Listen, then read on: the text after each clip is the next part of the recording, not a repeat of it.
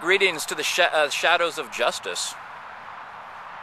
I'm Earl, kind of a nature god, not a hero. Very interested in talking with some heroes, though. And I thought of an excellent first topic. I'd like to talk with you a lot, actually, with all of you. The topic I wanted to bring up for our first discussion would be justice. I think justice is a fascinating topic. And one of the things I think is very interesting about it is Lady Justice. I love that she's holding scales. Of all the instruments, she could hold a scale.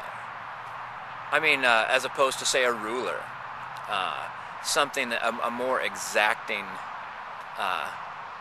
tool of measurement. A ruler is based off itself.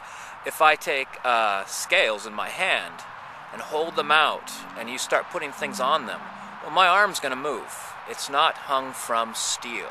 It's not hung from stone. It's held in Lady Justice's outstretched arm. And she's blindfolded. It's fascinating. So when I look for explanations of justice and what it might be and how I could be just, I hope I don't shock you when I say I look to the forest for my answer. That's where I get all my answers. So I was hiking. I was hiking in a area of devastation where a volcano had exploded. And I noticed something I found fascinating. Now, this volcano, when it exploded, part of the destruction went straight towards a lake, completely removed the lake from the forest. And that lake and all that debris and, trees, stone, water, earth was just shot out into the forest. And it was guided by the geology of the area. And I noticed as far as I hiked farther down this valley, the destruction stopped becoming general and became focused. It got lower and lower down into these valleys.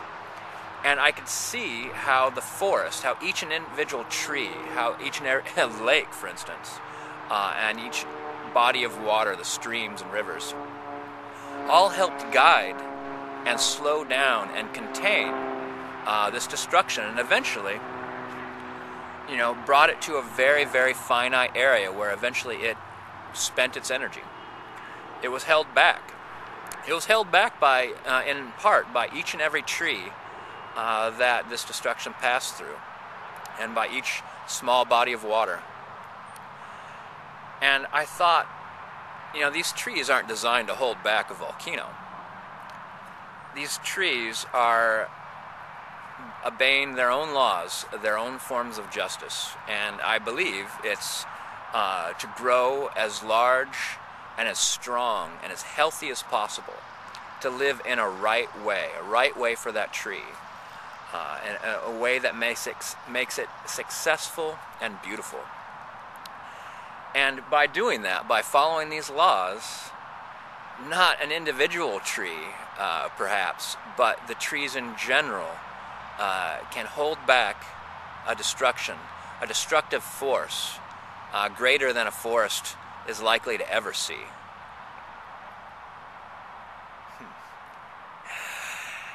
There you go. I wouldn't necessarily say that's my thoughts on justice. I would say that it'd be more my observations of nature and what I believe how nature expresses justice. I thought I'd share it with you. Shadows of Justice, it's a pleasure to meet you in the tubes, and I look forward to more discussion and into seeing how you grow and how you affect your landscapes. See you in the tubes.